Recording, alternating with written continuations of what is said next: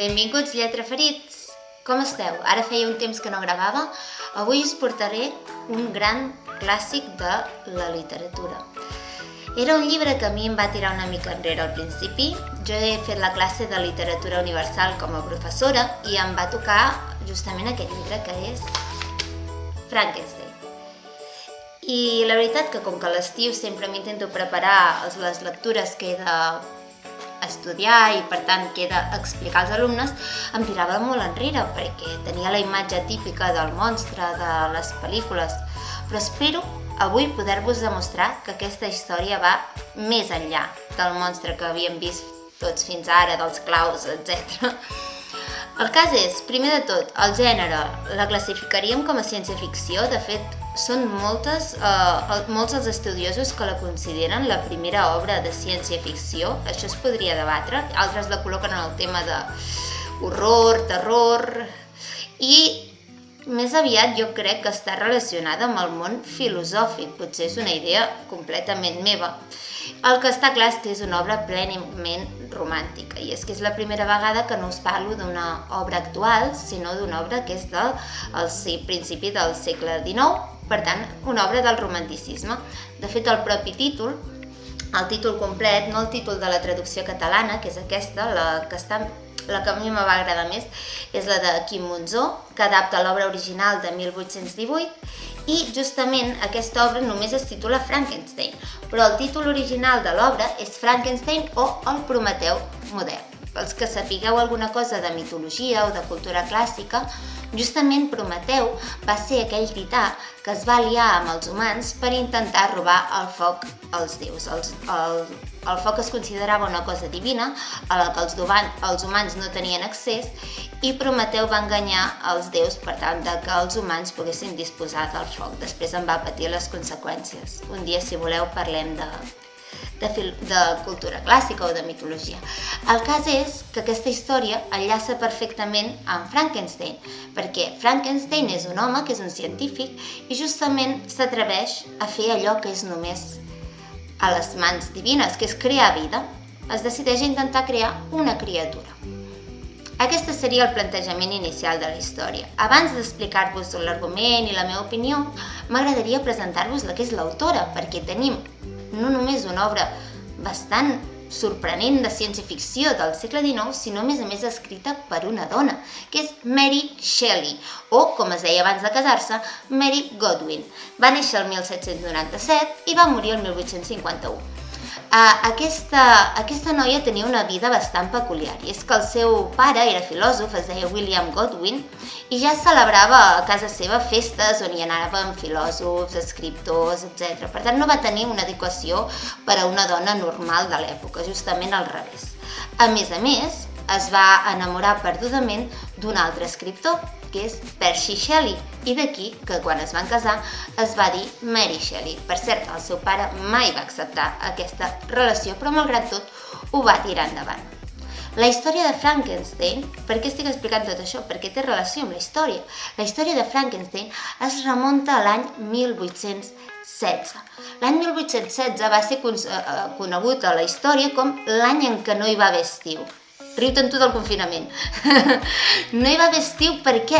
Resulta que hi va haver una erupció d'un volcà, com va passar ara fa uns anys que no podien volar els avions, similar. Una erupció d'un volcà a Indonèsia, el 10 d'abril de 1815, i va fer que hi haguessin tonelades de sofre en l'atmosfera. Per tant, bàsicament, tot el planeta va patir-ne les conseqüències, fins i tot Suïssa, que és on es trobava Mary Shelley en aquell moment. S'havien instal·lat amb un grup d'amics d'Anglaterra, entre els quals jo crec que alguns noms us poden sonar. Per començar, el seu home, Percy Shelley, que és un gran poeta. Ella es va dedicar gran part de la seva obra a publicar l'obra del seu marit. També Mary Godwin, que és la seva germanastra, la filla de la seva madrastra, i que estava en aquell moment embolicada amb, prepareu-vos, Lord Byron, és a dir, un dels grans poetes anglesos. Déu-n'hi-do. I altres que potser no es coneixen tant, com John Polidori o Claire Clairmont, que també estaven aquests dies amb ells. El cas és que, per tant, estaven molt avorrits, no podien sortir, feia molt mal temps. Lord Byron, que és un home amb un temperament característic, com ha donat lloc a l'etiqueta d'heroi byronià, aquest home ambivalent característic del romanticisme, doncs va decidir, fem una mena de col·laboració literària, i és que cadascú de nosaltres s'haurà de crear una història de terror per ajudar-nos a passar millor aquests dies en què no podrem fer gaire res. Mary Shelley aquí va ser quan resulta que va tenir un malson amb una criatura que es despertava, que tenia relació amb l'electricitat, etc. Us sona una mica? Ja veieu per on vaig, no? D'aquest malson va ser d'on va sortir després la figura que avui en dia coneixem com a Frankenstein i que es va publicar primera vegada de forma anònima, perquè clar, una història de terror de principi del segle XIX escrita per una dona era una cosa completament impensable. Llavors què va fer Mary Shelley? La va publicar escrita al nom del marit, al nom de Percy Shelley, i al principi de tot hi havia un pròleg dedicat a ella i al final de tot una dedicatòria al seu pare, el filòsof William Godwin. No va ser fins més endavant en què l'obra es va publicar finalment al nom d'ella. Per què és tan polèmica aquesta obra? Aviam, primer perquè es considerava, ja costava d'acceptar que les dones llegissin, molt més que les dones llegissin el que no era una novel·la romàntica, de casament, moralment correcta, etc. Com podria ser una Jane Austen, per posar d'exemple. No només que les llegissin, sinó ja que les escrivissin era impensable. Impensable per l'època. Penseu en una, perquè ens quedi més a prop, en una Caterina Albert, que va haver d'escriure sota el pseudònim de Víctor Català. Vull dir, no estem tan lluny encara d'això. Retornant a l'argument de l'obra, tenim per tant el nostre protagonista, que es diu Victor Frankenstein, i aquí, oh sorpresa, Frankenstein és el nom del creador, no és el nom del monstre com a tal. Resulta que Victor Frankenstein en principi té una vida bastant ideal, té els amics de tota la vida, té una dona que acabarà sent la seva promesa i que de la qual està bastant enamorat, vol seguir amb els seus estudis, etc. Però és una persona molt i molt ambiciosa. I a mesura que va avançant en els seus estudis sobre biologia, sobre ciència, descobreix que hi ha una manera de crear vida. I això l'acaba obsessionant fins a termes completament malaltissos. I aquí és com en aquest camí acaba creant la criatura. La criatura no té nom, això és molt important en la història. Nosaltres coneixem el monstre amb el nom de Frankenstein, però la criatura no té nom. Se li diu això a vegades el desgraciat, el monstre, però no apareix mai un nom propi. El creador no li dona, no és tractat com una persona. I davant d'aquest ésser, el propi Frankenstein no sap com reaccionar i el que fa és abandonar-lo. És a dir, tenim una criatura creada a partir de cadàvers a la que se li acaba de donar vida que és rebutjada pel propi creador. I aquesta criatura és com un bebè acabat de néixer, especialment al principi de l'obra. No entén res del món que l'envolta, es comporta com un nen petit, no sap parlar, no sap llegir, etc. I cada vegada que s'intenta acostar als éssers humans és rebutjat brutalment. I ni ell mateix entén per què, perquè no s'ha vist mai, no sap per què és diferent de la resta, fins que un dia es veu reflexat en un riu. Dit això, hi ha una escena, una part especialment commovedora, que és a la partir de... és la que a mi em va arribar més al cor. És quan es diferencia més el Frankenstein de les pel·lícules del Frankenstein literari, que és quan el monstre comença a observar de lluny, perquè ja se sap aquí que la gent el rebutja però no entén per què, una família. I va aprenent els comportaments i els rols d'aquesta família, aprèn a partir d'ells el llenguatge, aprèn a llegir, aprèn a escriure i finalment un dia, innocent, pensa que ell podrà formar part d'aquesta família. Se'ls acaba estimant com si fossin part d'ell. Com nosaltres ens estimem els personatges d'un llibre, ell és en certa manera un espectador d'aquesta família. Els acaba estimant com si fossin caràcters, però per ells són amics. Què passa? Que ells no comparteixen aquesta relació. I el dia que el monstre es presenta amb ells, comença a presentar-se amb un avi, que l'avi és cec i per tant no el rebutja pel seu aspecte, però quan arriben els altres la reacció és terrible, és abrumadora i a partir d'aquí el personatge del monstre no se'n recupera mai més. Se sap que acaba assumint a partir d'aquell moment que mai podrà formar part de l'espècie humana. I a partir d'aquí comença el gran dilema de què fer fins que troba una croada pròpia. En contra de qui? Doncs en contra de la persona que l'ha abandonat, en contra de la persona que l'ha posat en aquesta posició, que no és cap altre que sinó el seu creador, que és Víctor Frankenstein. I no us dic res més, a partir d'aquí ja seria fer spoilers descarats de la novel·la. En quant a punts forts, crec que ho he deixat clar, m'agrada molt la profunditat que es dona als personatges, molt més enllà del que ens podríem pensar. En el món del cinema s'ha potenciat una imatge que és quasi bé una caricatura. Aquest seria quasi bé un dels contres que em plantejo jo a la novel·la, perquè és el que em tirava més enrere a mi de llegir-lo, que s'ha creat un estereotip del que és la novel·la de Frankenstein que fa que no t'esperis el que realment és la pròpia novel·la.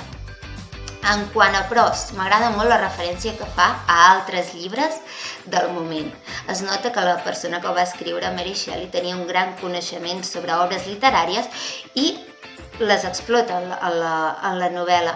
Justament quan la llegíem amb els meus alumnes els feia molta gràcia perquè sortien altres novel·les que havíem comentat o que havíem llegit fragments a classe i em deien, ai, això ho hem vist, això no sé què. Llavors, sí, realment, si teniu coneixements literaris us sentireu molt reflexats amb els llibres que van apareixent dintre de la pròpia novel·la. I finalment, el punt fort, jo diria, com a persona, a més, que no li agraden les històries de por, em posen dels nervis, no les suporto, crec que no és una novel·la de terror. Per mi és molt més una novel·la filosòfica, que et planteja unes qüestions molt profundes en quant a l'existència, què fem aquí, els drets a crear vida i la responsabilitat que això suposa sobre la vida, sobre la mort, sobre el destí, etc. Això sí, enfocats no des d'una perspectiva tan moderna com la que podríem tenir avui en dia, sinó des d'una perspectiva del romanticisme. No podem oblidar l'època en què ha estat creada aquesta novel·la, evidentment. Sempre ho insisteixo en els meus alumnes i ho insistiré amb vosaltres, que quan llegim una novel·la l'hem de situar en el seu context històric, ens hem de posar les ulleres de l'època i, per tant, això ens condiciona una mica la lectura. Per tant, trobarem els sentiments posats per sobre de tot, una atmosfera tètrica, etc. i un final una mica previsible dintre d'una novel·la romàntica. D'altra banda, el contra que potser més em va costar personalment és l'inici de la novel·la. I és que a l'inici de la novel·la se'ns menciona molt totes les obres científiques que condueixen a Víctor Frankenstein a creure en la possibilitat de crear vida. I aquesta part se'n va fer una mica més densa, juntament amb les converses amb els dos professors d'universitat que va tenint al respecte. Però malgrat tot, ara que ja l'he llegida, ara que l'he gaudida, entenc perfectament perquè aquesta obra ha de formar part del cànon de la literatura universal i us la recomano a tots vosaltres. Encara que potser no us atregui, crec que és una novel·la que va molt més enllà del gènere del que nosaltres ens podríem imaginar. És una novel·la que t'arriba, és una novel·la que et fa pensar i crec que és una novel·la que no passa de moda, justament per això crec que està on està dins de la literatura universal. I per què no? Una de les poques de la literatura universal escrita per una dona i que, per tant, convé reivindicar-les, també estaven allà, encara que, no oblidem, primer de tot va haver de publicar amb el pseudònim del marit. Quantes n'hi haurà més que us haurà passat això? No sé si mai ho arribarem a saber. En tot cas, això ha estat el llibre que us he presentat avui, espero que us hagi interessat. Podria estar molt més parlant d'aquesta obra, normalment m'estic més d'una hora, més d'una classe, però de moment farem un breu tastet i espero que us interessi més per buscar-ne més coses, o si no, que us animeu a llegir-les. Recordeu, tenim una traducció en català de Quim Monzó i edició de butxaca, per tant especialment assequible en quant econòmica, i també hi ha la versió e-book.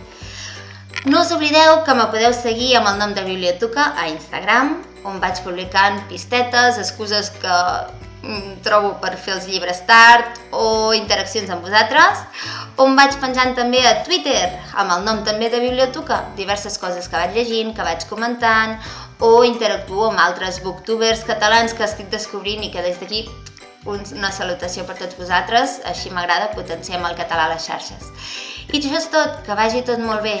Llegiu molt. Un salut. Adéu, lletraferits!